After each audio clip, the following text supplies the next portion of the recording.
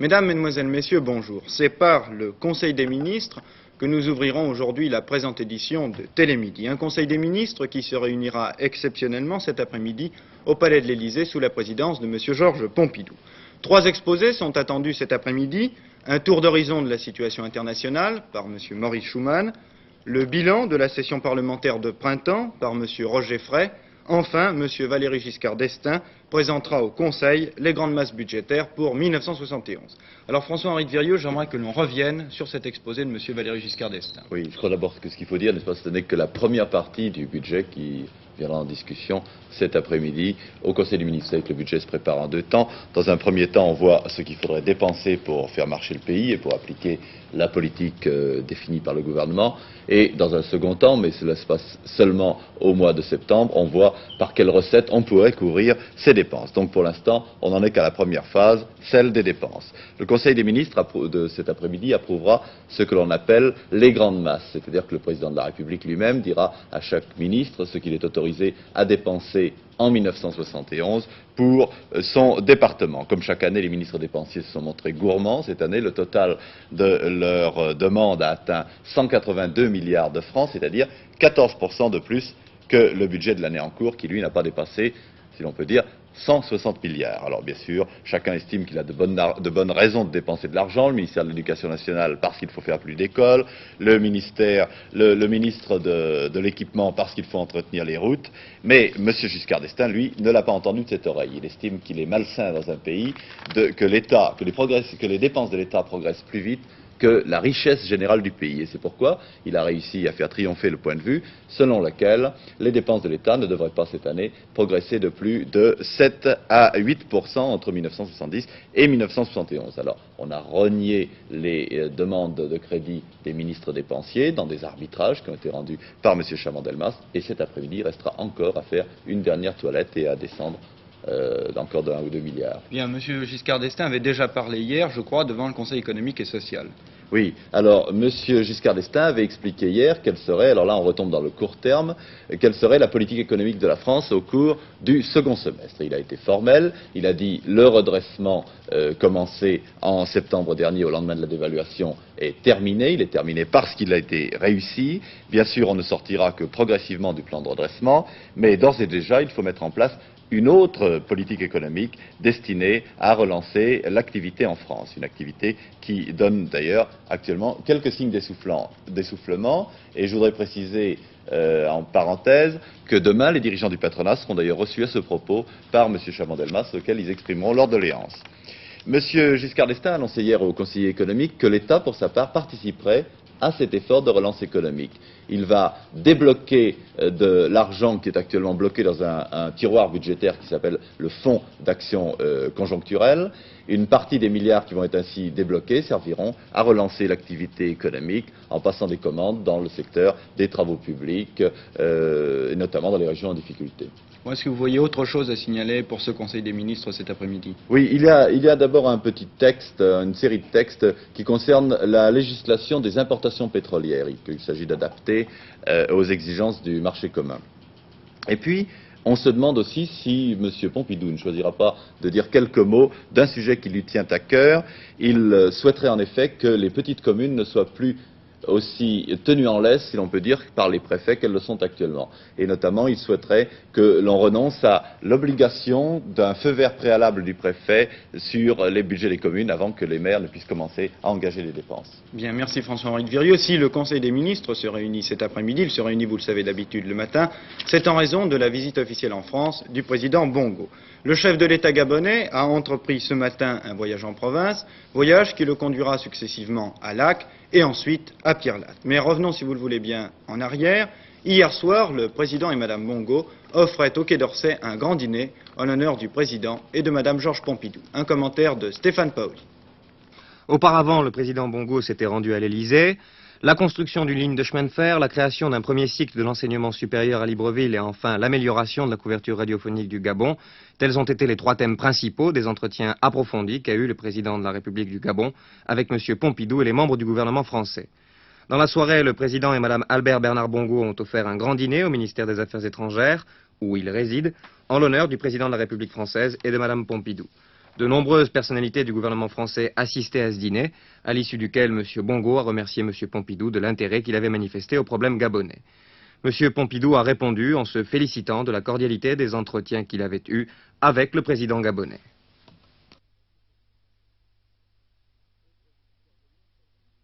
Autre visiteur de marque attendu cet après-midi au Palais de l'Élysée, le président de la République malgache, M. Philibert Tsiran.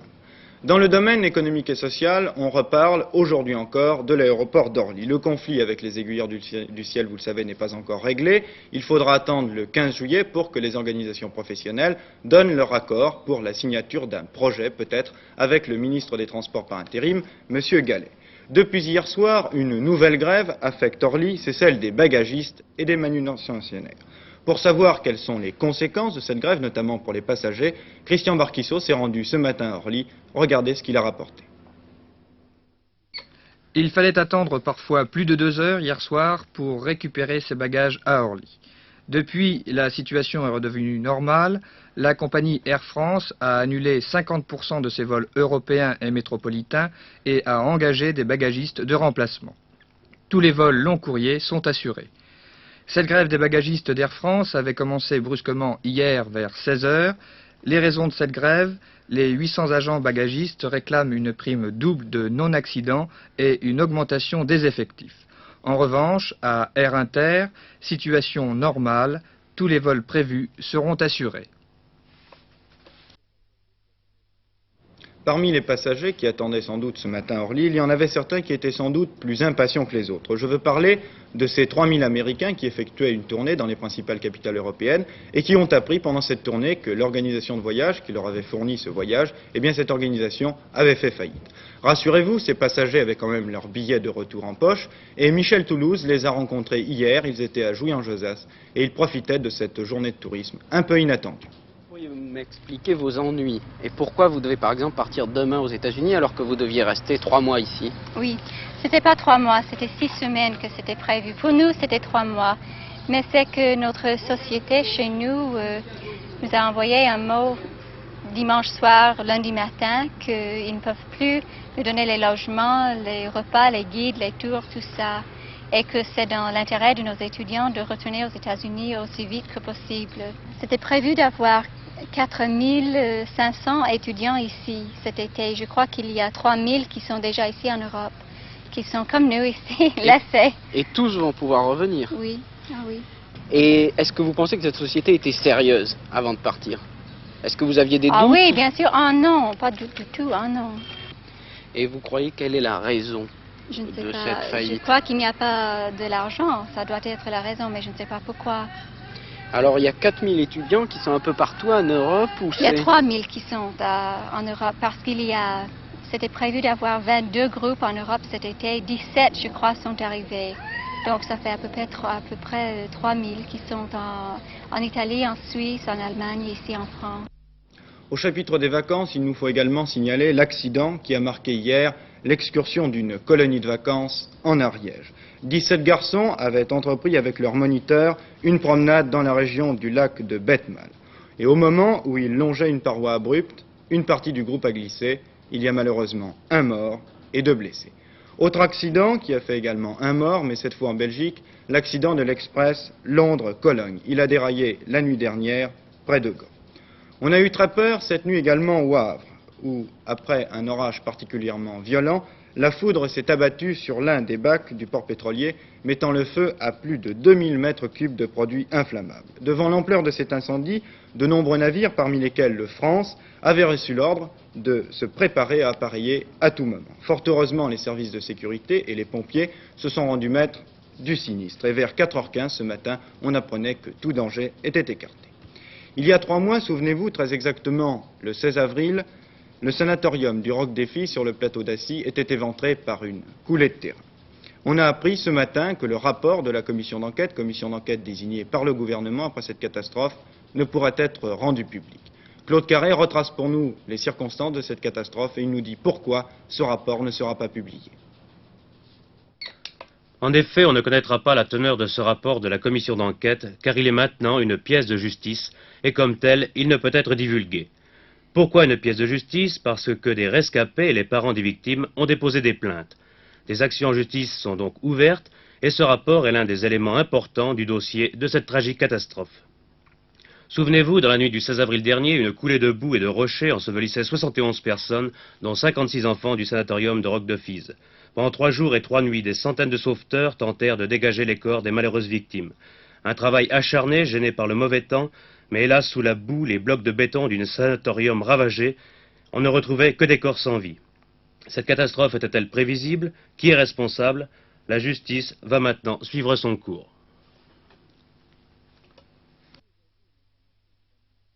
À l'étranger, aujourd'hui, une information en provenance de Bangkok nous apprend que le Premier ministre thaïlandais, le maréchal Kittikachorn, a mis en état de pleine alerte toutes les troupes qui sont stationnées à Bangkok et dans les principales villes thaïlandaises, et ce, en raison du climat, je cite, de tension et d'insécurité politique qui règne en ce moment en Thaïlande. Vous le voyez, une affaire à suivre avec beaucoup d'attention. Plus près de nous, en Italie, c'est aujourd'hui que le président de la République italienne, M. Giuseppe Saragat, commence ses consultations pour essayer de trouver un successeur à M. Mariano Rumor, le Premier ministre démissionnaire depuis avant-hier. Cette première phase de consultation de M. Saragat s'achèvera à la fin de la semaine, vraisemblablement samedi. Toujours en Europe, il faut signaler aussi la fin du voyage de M. Alexis Kosygin et dans les bagages de M. Kosygin, qui est rentré ce matin à Moscou, un nouveau traité d'amitié soviéto-roumain. Gérard Sebag.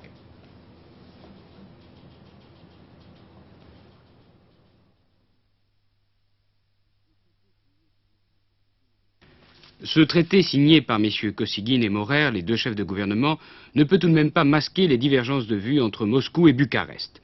Un point important qui souligne le désengagement roumain, dans le précédent traité sur le plan militaire, les deux parties devaient apporter une aide immédiate à celui qui serait attaqué par l'Allemagne et ses alliés. Dans le nouveau traité, le pays victime d'une agression impérialiste, en premier lieu demande de l'aide et ensuite des conversations doivent s'ouvrir pour savoir si cette aide peut lui être fournie. Ainsi, les Roumains n'engagent en rien leur responsabilité dans un éventuel conflit avec les États-Unis ou la Chine. Ce traité soviéto-roumain rappelle également les liens étroits et fondamentaux qui lient les peuples des deux pays et de toute la communauté socialiste.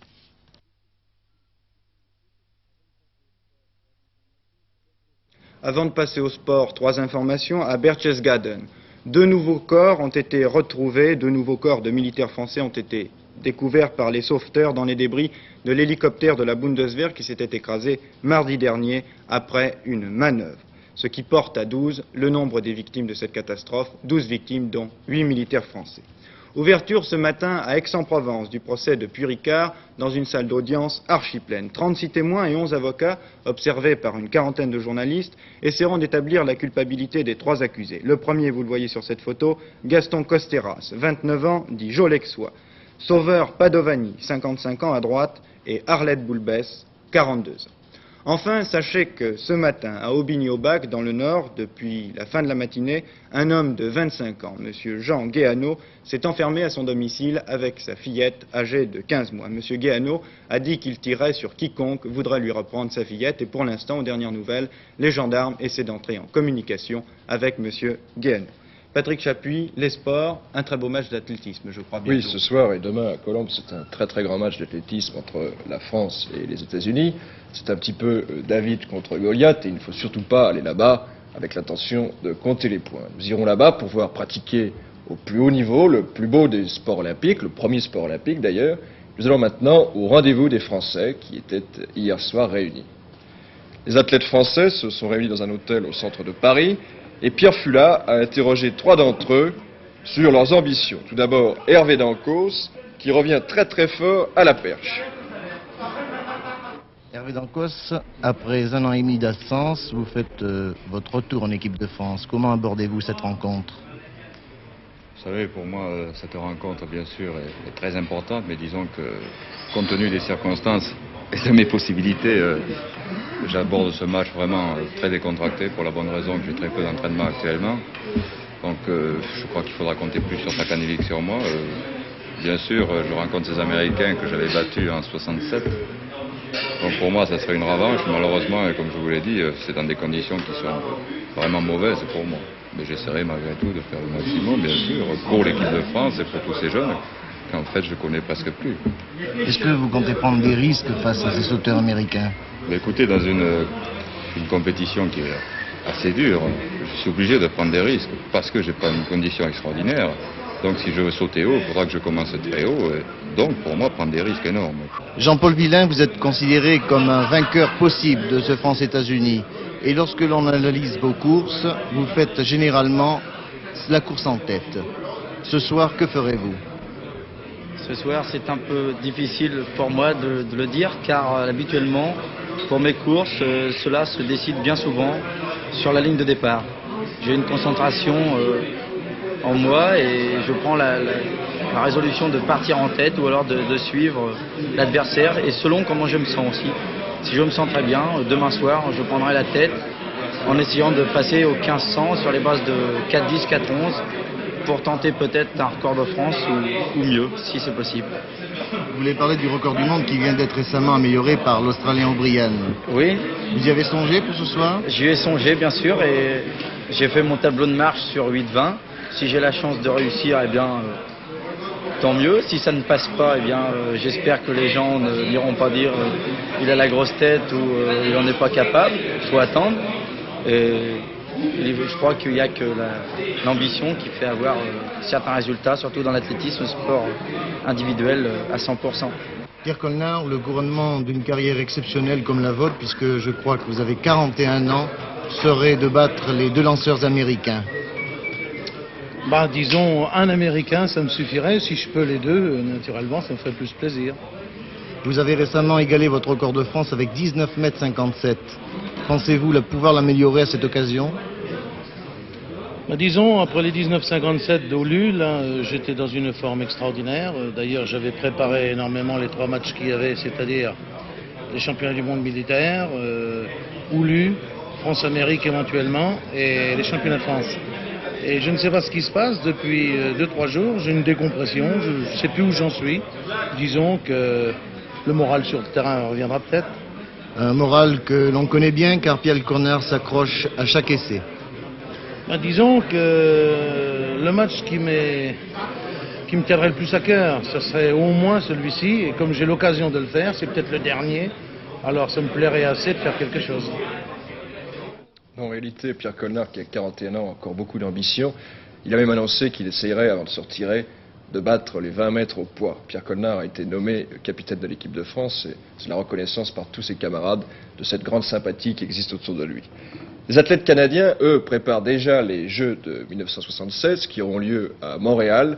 Ils viennent de créer une sorte de laboratoire de détection des qualités chez les athlètes. C'est un reportage de Robert Cézé. À Toronto, Lloyd Percival, ancien champion de boxe, dirige le premier laboratoire de recherche de sportifs. Avant l'épreuve, avant le stade, la machine électronique saura si l'athlète deviendra un jour un champion.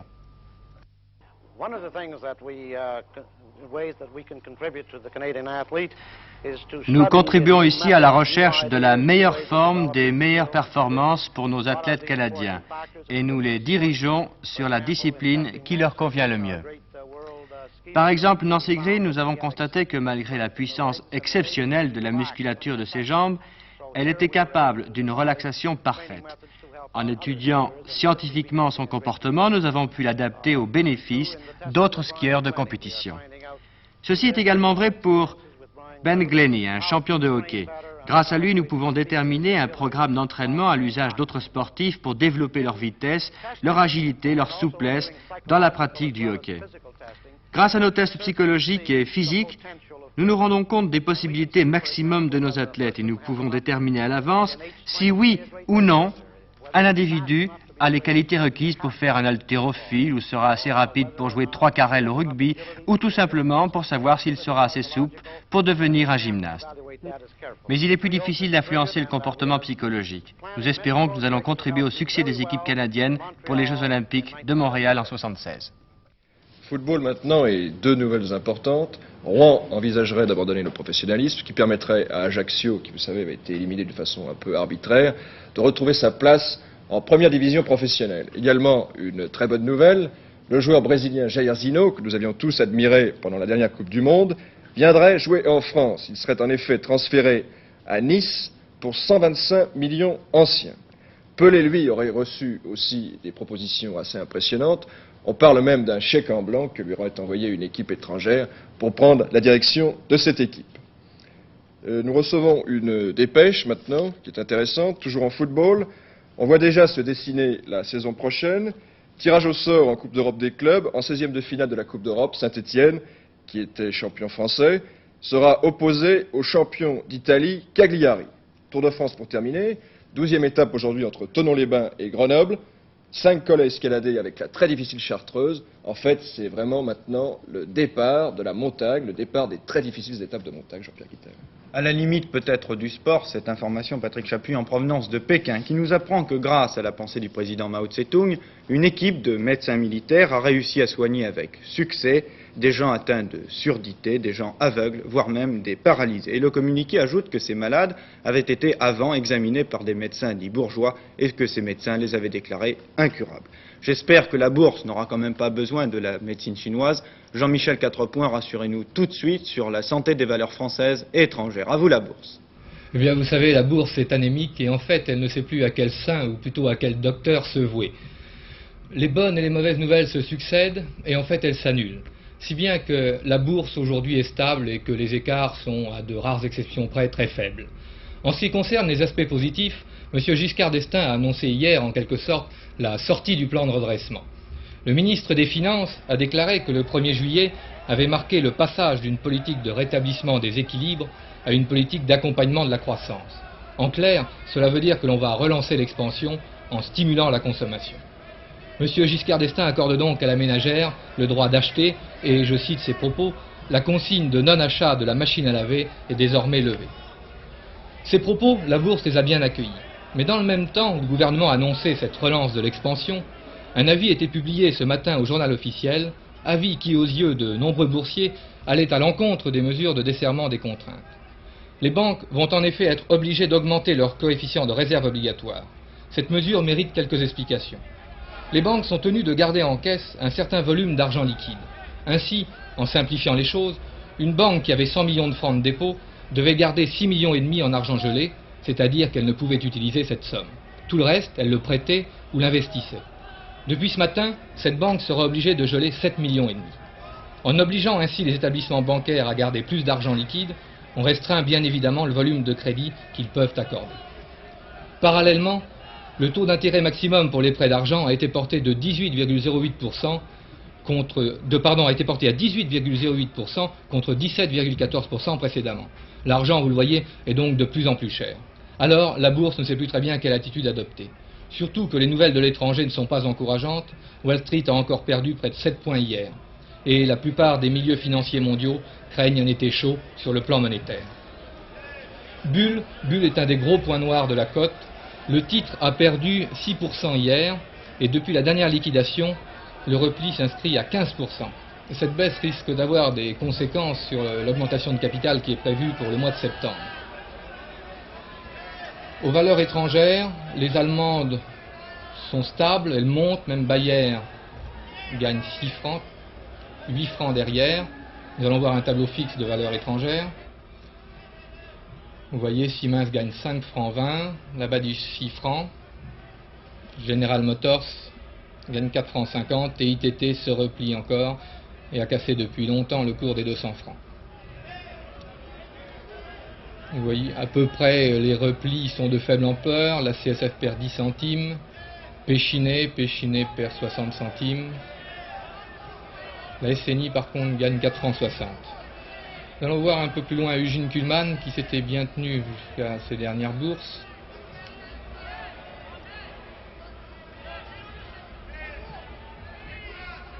Peugeot. Eugene Kuhlmann n'est pas encore coté, mais le titre se tient pas mal. La société qui a changé de président, M. Grézel, a remplacé en effet M. Jolivet. Donc la société envisage de construire une nouvelle aciérie à Fos-sur-Mer, avec une capacité de production de l'ordre de 600 000 tonnes d'acier. Ces investissements seront bien évidemment très importants. On parle de 650 millions de francs. Ils seront vraisemblablement assurés grâce à un emprunt obligataire d'un montant de 500 000 francs, le reste étant assuré par l'autofinancement. Sur le marché de l'or, on note des achats sur le lingot.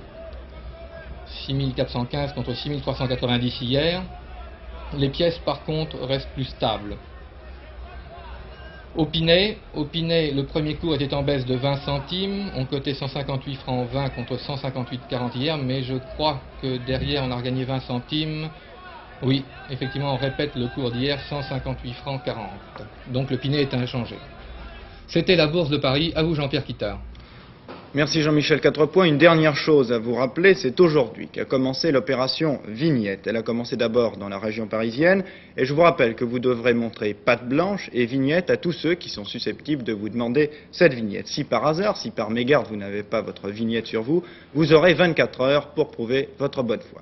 Alors en espérant bien sûr que cette mégarde ne vous arrivera pas, je vous remercie d'abord pour votre attention et avec toute l'équipe de Télémidi, je vous souhaite une excellente après-midi.